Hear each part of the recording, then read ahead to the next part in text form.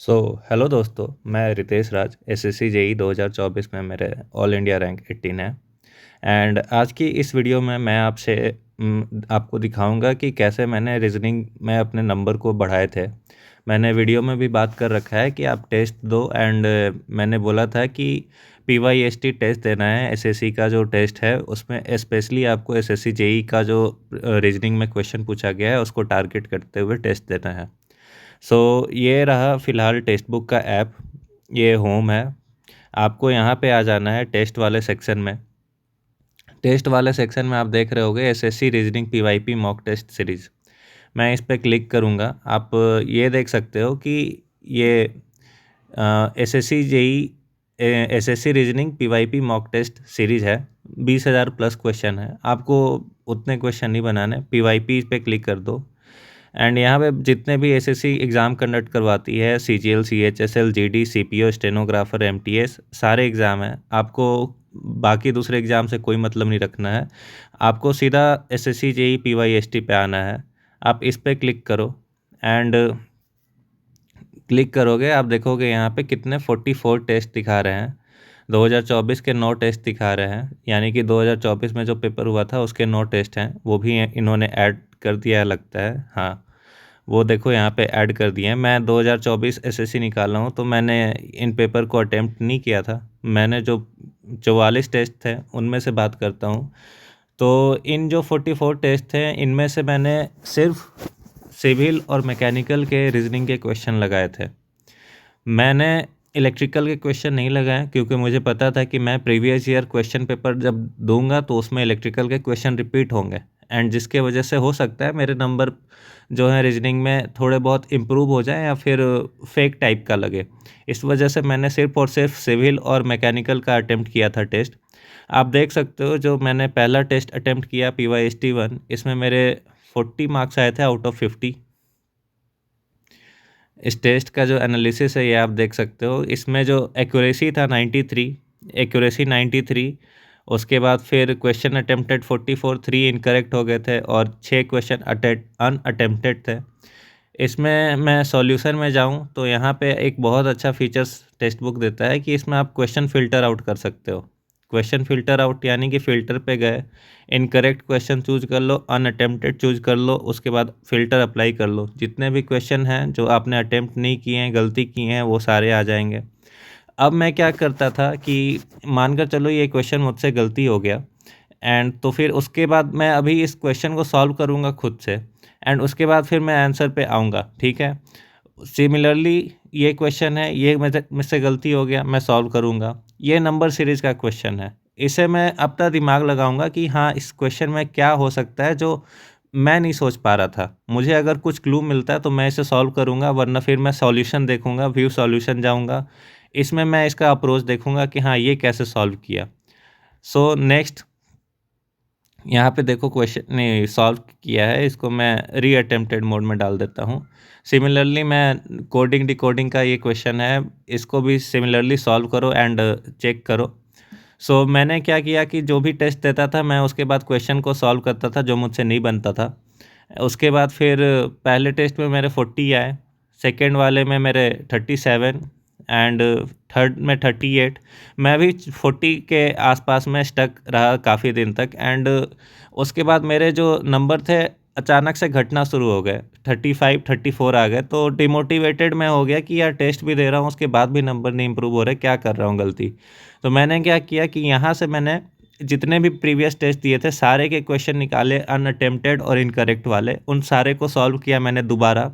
उसके बाद फिर से मैंने टेस्ट दिया। ये टेस्ट मैं सारे अनअटेम्प्टेड दिखा रहे हैं, इसका रीज़न यही है कि ये इलेक्ट्रिकल के क्वेश्चन थे। एंड उसके बाद फिर यहाँ से सिविल स्टार्ट होता है। दोबारा मैंने दिया 37, 40, 39 इसी के आसपास था, 32, 41, 37, 35, 38। सो शायद मैंने यहाँ से किया था कि हाँ, यहाँ से मैंने सारे क्वेश्चन को रीअटेम्प्ट किया था जितने भी मेरे गलती हो गए थे, क्योंकि मेरे नंबर इम्प्रूव नहीं हो रहे थे रीजनिंग में। तो मुझे डर लग रहा था कि यार इस बार मैं 45 प्लस स्कोर कर पाऊँगा या नहीं, अगर रीजनिंग में ऐसा हालत रहेगा तो। फिर देन जो इम्प्रूवमेंट आया वो इतना तगड़ा आया दोस्तों कि 48 नंबर 45, 50 में 50, 50 में 50, 48 में आउट ऑफ 50, 42 आउट ऑफ 50। यहाँ पे थोड़ा नंबर फ्लक्चुएट हुआ था, कोई बात नहीं। 41 आउट ऑफ 50, 39 आउट ऑफ 50, उसके बाद फिर से 45 आउट ऑफ 50। सो ऐसे कर करके मैंने जितने भी टेस्ट थे सारे अटेम्प्ट किए। 40 आप देख सकते हो नंबर इम्प्रूव है, 50 आउट ऑफ 50 लास्ट टेस्ट में आए थे मेरे। उसके बाद फिर मैंने क्या किया कि एग्ज़ाम से पहले मैंने जितने भी टेस्ट लगाए थे, एग्ज़ाम मानकर चलो 10 दिन बाद है, तो मैंने 4-5 दिन पहले निकाला। एंड जितने भी टेस्ट में अनअटेम्प्टेड और वो रॉन्ग वाले जो क्वेश्चन थे, उन सारे क्वेश्चन को मैं दोबारा बना कर गया एग्ज़ाम के लिए कि हाँ मुझे कॉन्फिडेंस बूस्ट हो। सो आप ये स्ट्रैटेजी को फॉलो कर सकते हो रीजनिंग के लिए। मैं फिर से आपको बता देता हूँ, ये SSC reasoning PYP mock test series, यहाँ पे आपको मिल जाएगा ये एसएससी जेई पीवाईएसटी। एंड इसको आप सॉल्व करो, इससे आपके जो रीजनिंग है वो काफ़ी ज़्यादा मजबूत होंगे। एंड इस टेस्ट को आप 35 मिनट्स में सॉल्व कर दो। 35 मिनट्स में 50 क्वेश्चन आपको लगाने हैं। शुरुआत में नंबर मेरे इसलिए भी कम थे क्योंकि मैं 35 मिनट्स में पूरे क्वेश्चन को देख नहीं पाता था, ठीक है। इसलिए मैं आपको सॉल्यूशन में दिखाऊंगा। तो अनअटेम्प्टेड क्वेश्चन जितने भी हैं वो लास्ट वाले ही हैं। यहाँ देखो 45 के बाद मैं कोई सा भी क्वेश्चन नहीं देख पाया, सारे मेरे अनअटेम्प्टेड में चले गए। तो टाइम इशू होता था काफ़ी ज़्यादा, तो मैंने टाइम पे भी इम्प्रूव किया। एंड मैंने जो ट्रिक्स आपको बताया था रीजनिंग में सॉल्व करने के लिए, उन ट्रिक्स का भी यूज किया। लाइक मैंने टेबल सारे याद कर लिए हैं, क्यूब और स्क्वायर सारे याद कर लिए, कोडिंग डिकोडिंग में सारे जितने भी नंबर थे रिपीटेड वो याद कर लिए। एंड एक चीज़ आपको बहुत ज़्यादा ध्यान रखना है, रीजनिंग जो है जिसमें आपको एक्यूरेसी सबसे ज़्यादा हाईएस्ट रखना है। जो क्वेश्चन आपसे बन रहे हैं उन्हीं को बनाओ। रीजनिंग में तुक्का बिल्कुल नहीं मारना है। तुक्का मारना है आपको तो टेक्निकल में मारो, और वो भी तब मारो जब दो ऑप्शन को आप एलिमिनेट कर दो, कि आप श्योर हो जाओ कि हाँ ये दो ऑप्शन तो बिल्कुल ही नहीं होगा, तभी आप दो ऑप्शन के साथ तुक्का मारो।